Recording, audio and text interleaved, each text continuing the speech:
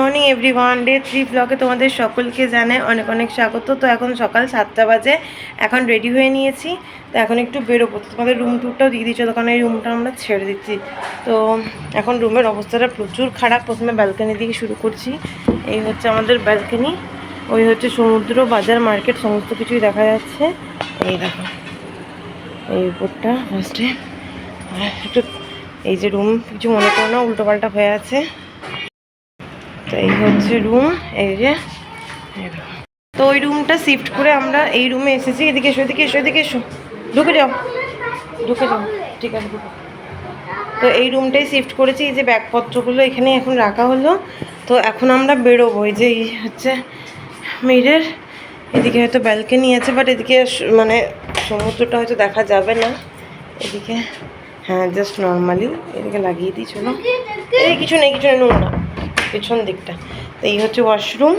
তো এই হচ্ছে টোটাল রুমটা। তো হয়তো আজ রাতেও আমরা বেরিয়ে পড়তে পারি, না হলে কাল সকালে, জানি না। তো চলো এখন যাবো হচ্ছে বিচের ধারে। তো তখন ওয়েট করছে, তো চলো।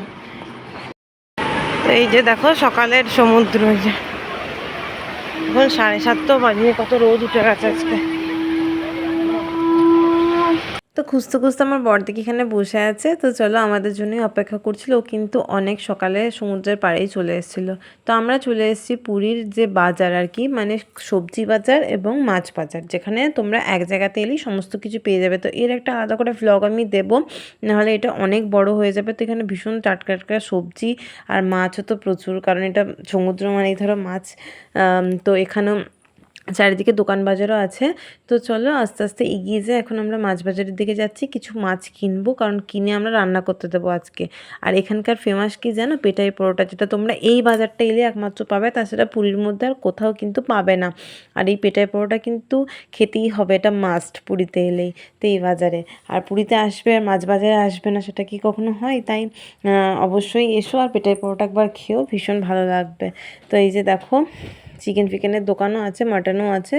তো চলো, এই গলি দিয়ে হচ্ছে মাছ বাজার। এখন যাই, মাছ দেখবো, কিনবো, কী কী কিনবো আর কি। চলো দেখা যাক কীরকম কী বলছে, সেটা তোমাদেরকে আমি নেক্সট ভিডিওতে, মানে বাজারের প্রপার ভিডিওতে শেয়ার করে দেবো। এখানে শেয়ার করলে না অনেক বড় হয়ে যাচ্ছে, কারণ এখানে আমি আরও অন্য রকমের পুরীর সাইড সিনগুলো দিয়েছি। এটা হচ্ছে আমাদের তৃতীয় দিন, তোমাদের তো বললামই। তো চলো, এখন দেখেছো মাছ বাজারের ভিড় দেখো, আর এত আওয়াজ, কি বলবো। মাছ বাজার কি এমনি বলে? মাছের বাজারের মতন চিৎকার চেঁচামেচি, মানে কথাতেই বলে। তো চলো, অনেক সব রকমই রুই, কাতলা, শুধুমাত্র ইলিশ মাছটাই দেখতে পাইনি, তাছাড়া সমস্ত মাছ কিন্তু এখানে ছিল। কাঁকড়ার থেকে গলদা, চিংড়ি, আরও অনেক বড় বড় সব রকম মাছই কিন্তু ছিল। তো আমরা নিয়েছিলাম হচ্ছে পমফ্লেট মাছ আর কাঁকড়া, এই দুটোই নিয়ে রান্না করতে দিয়েছিলাম।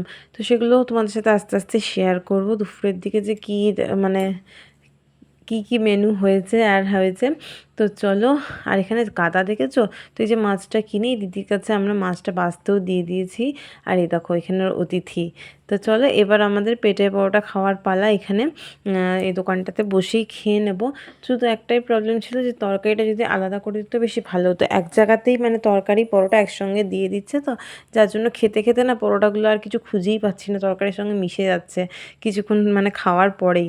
তো যাই হোক, এটা একটু প্রবলেম ছিল। তাছাড়া যদি অন্যভাবে মানে দুটো জায়গায় দিত আরও একটু বেশি ভালো হতো, বা বড় জায়গায় দিলে। তোমার বরকে বললাম একটু টেস্ট করে বলো, ও বলছে দেখো ভালো হয়েছে। এখন আমরা রেডি হয়ে গেছি, এই দেখো যাচ্ছি ঘুরতে, তাই তো। তো এখন বেরোচ্ছি, পুরীর সাইড সিনগুলো সমস্ত কিছু করব, কী কী যে কোথায় যাচ্ছি না যাচ্ছি সব তোমার সাথে শেয়ার করবো। চলো, এখন আমরা টোটো করে যাচ্ছি, আমরা টোটো করে যাব, ঠিক আছে। তো যাচ্ছি, সরি ভুল হয়েছে, যাব। তো টোটোকেও বলা হয়ে গেছে। তো চলো, এই যে রেডি হয়ে গেছি।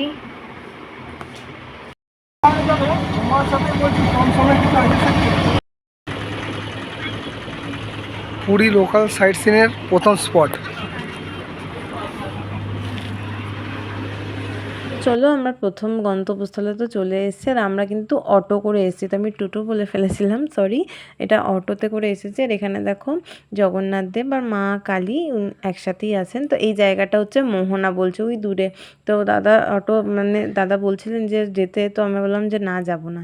তো এটা হচ্ছে দ্বিতীয় মন্দির, এটা হচ্ছে গুপ্ত বৃন্দাবন। তো এই যে দেখো গুপ্ত বৃন্দাবনেই ষাঁড়গরুটা কিন্তু এই সামনেই দাঁড়িয়ে আছে, আর সবাই কিন্তু প্রণাম করেই যাচ্ছে। সত্যি এটা আশ্চর্যের বিষয়। দেখো ভগবানের কাছে কেমনভাবে এখানেই দাঁড়িয়ে থাকে। সবসময় থাকে নাকি জানি না, তবে আমরা যতক্ষণ এখানে ছিলাম ততক্ষণ কিন্তু ছিল, এর পরেও ছিল। তো সবাই আদরও করছিল আর প্রণাম করেই কিন্তু ভেতরে যাচ্ছিল। যেহেতু শ্রীকৃষ্ণ এখানে উপস্থিত, তাই তার বন্ধু থাকবে না তা কি হয়। তো চলো, এখানে কিন্তু অনেক পাখিও আছে। আর একটা জানো তো, দেখলাম যে শালিক পাখিকেও কিন্তু এখানে খাঁচায় বন্দি করে রাখা হয়েছে। আমাদের এখানে তো চট করে শালিক পাখিটা দেখা যায় না, উড়তেই দেখতে পাই। তো এখানে দেখলাম শালিক পাখিকেও খাঁচায় রাখা হয়েছে। আর এখানে ছোট ছোট অনেক পাখি আছে। আর এই রাধাকৃষ্ণটা দেখো, মনে হচ্ছে একেবারে জীবন্ত, যেন সত্যি দুজন বসে আছেন, আর চোখ জুড়িয়ে যাচ্ছে এটা দেখে, এত অপূর্ব। তার এগুলো কি মাছ না কচ্ছপ ঠিক বুঝতে পারলাম না, মাছের মতনই লাগছে। তো যাই হোক, চলো এগুলোকেও দেখছি এখানে রেখেছে। তো এই চাকাটা ঘোরানোর চেষ্টা চলছিল ওর বাবার, তো সেটাকেও ইয়ে করছে। তো চলো এখন রাক্ষসের মুখে ঢোকা যাক। এখানে হচ্ছে 108টি শিবলিঙ্গ এখানে আছে। তো এইটা পুরোটা পরিক্রমা করতে হবে আস্তে আস্তে করে, সবাই যাচ্ছে। তো চলো আমরাও পুরোটা দর্শন করি। এখানে কিন্তু গুনিনি, কিন্তু 108টি হয়তো শিবলিঙ্গ থাকবে। তো চলো, তোমরা পারলে চাইলে গুনে নিতে পারো, জানি না কতটা আছে, তোমরা গুনলে গুনতেও পারো। দেখে নাও, যদি বুঝতে পারো তাহলে গুনে নাও।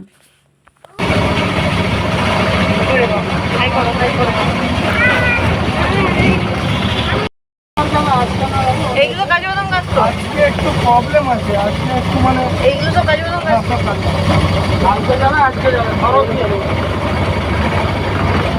আজকে যাওয়া যাবে না।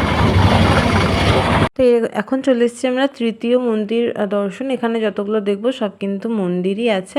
তো এটা হচ্ছে ইস্কন মন্দির। শ্রী চৈতন্য মহাপ্রভু এখানেও হয়তো শ্রীকৃষ্ণের নাম তো করেই গেছেন, যার জন্য এখানেও একটা ছোটোখাটো ইস্কন মন্দিরেরই করা হয়েছে ইস্কন মন্দির। তো এখানে রাধাকৃষ্ণ আছে, তার থেকেও বেশি মূর্তি যা আছে শ্রী চৈতন্যদেবের। তো চৈতন্যদেবের অনেক রকম লীলারও অনেক ছবি মূর্তি দিয়ে করা হয়েছে, তিনি যা যা করতেন। এছাড়াও অনেক বড় বড় চৈতন্যদেবের মূর্তিও কিন্তু এখানে বানানো হচ্ছে, আবার এক দুটো আছেও। তো এই হচ্ছে ইস্কন মন্দিরের রাধাকৃষ্ণ। তো ভীষণ সুন্দর, ছোটোখাটো ইস্কন মন্দিরই বলতে পারো এটা। তো ভীষণ সুন্দর লাগছে। আর এখানে দেখো ছোটোখাটো মেলার মতনও বসেছে। তো বাবানের বায়নাই হেলিকপ্টারটাই চাপবে, তো সেটাই এখন ওকে চাপানো হচ্ছে। কেউ কিন্তু নেই, ও একাই ঘুরবে। তো এর আগেও ভিড় ছিল, বাট আমরা যখন এলাম তখন দেখলাম সবারই ঘোরা হয়ে গেছে। ওই যে দেখো একটা ছেলে আছেও, ও হয়তো নেমে যাবে এক্ষুনি, কারণ ওর নামার সময় হয়ে গেছে। তো চলো, এইখানে এই মন্দিরটা কিন্তু অনেক বড়, জানো, অনেক বড় এরিয়া জুড়ে এই মন্দিরটি। এদিকে রাস্তা, ওদিকে রাস্তা, এদিকে রাস্তা, এরকমভাবে আর কি।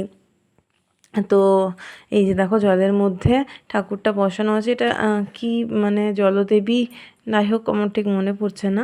তো এই যে দেখো শ্রী চৈতন্যদেব তার সাঙ্গ পাঙ্গ বন্ধু বান্ধব নিয়ে আর কি বসে গল্প করছিলেন। তো এখানেও সবাই প্রদীপ জ্বালাচ্ছেন। তো এটা চলে এসেছি আমরা চতুর্থ স্থানে।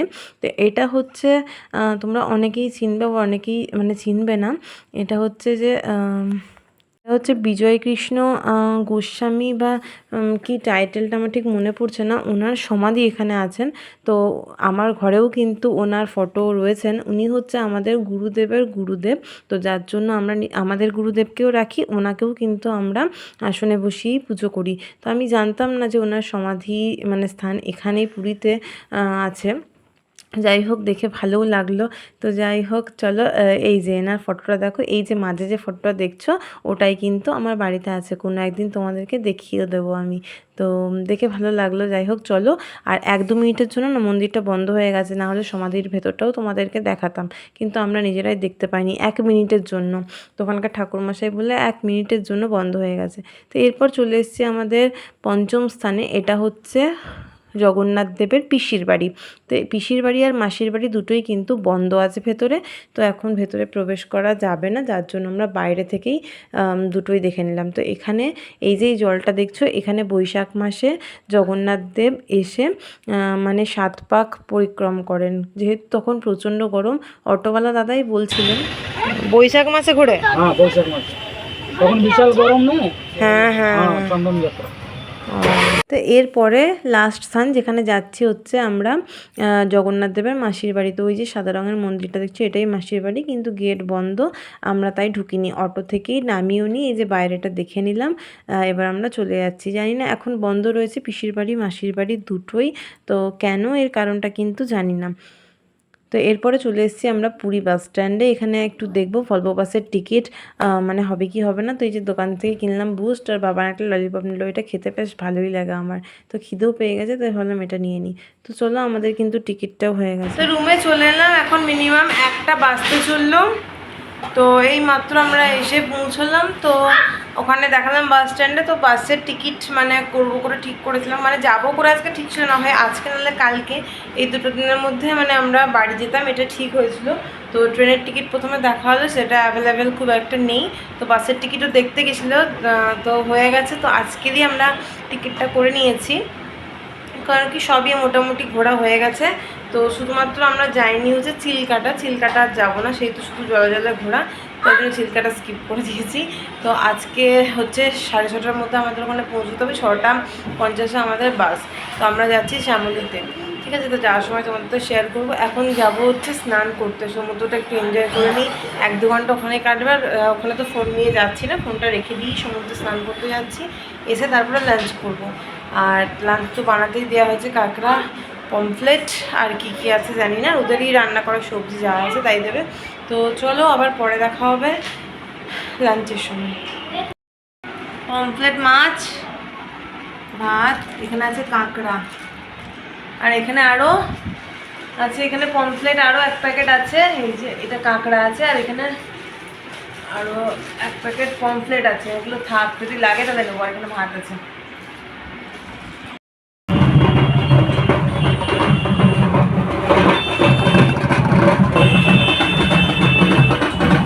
তো এখন হচ্ছে 5:45 এরকম বাজবে, আমরা বেরিয়ে পড়েছি হচ্ছে বাড়ি যাওয়ার উদ্দেশ্যে।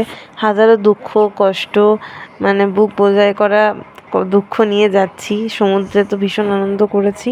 তো এই যে মাকে দেখছো, মা কালী মানে ঠাকুরটা বিসর্জন হবে, ব্যান্ডপাটি বাজিয়েই বিসর্জন কিন্তু হচ্ছে আমাদের মতনই।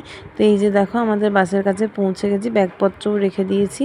চলো এবার দেখি আমাদের সিট কোথায় আছে। তো আমরা কিন্তু স্লিপার সিট নিয়েছিলাম, তো চলো দেখি।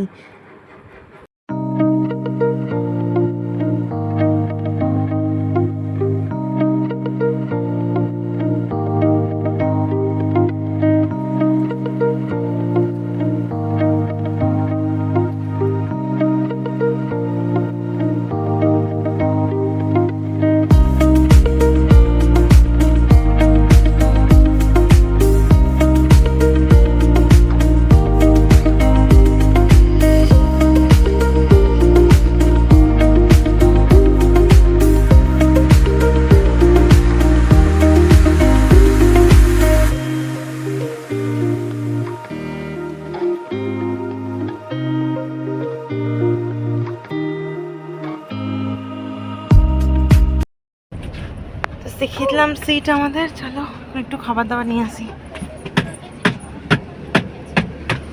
এটা আমাদের নয় তো, আগেরটা আমাদের। বাসে উঠে পড়েছি আমরা, বাস ছাড়ার টাইম আর 5 মিনিট নাকি, 5 মিনিট 40 হলো, 45-এ টাইম, 6:45-এ। তো দেখি কখন ছাড়ে। তো টাটা বাই বাই করে এখন চলে যেতে হবে পুরীকে। দুঃখ তো একটু আছেই, একটু না অনেকটাই আছে। তো আবার কি, আবার আসবো পরে।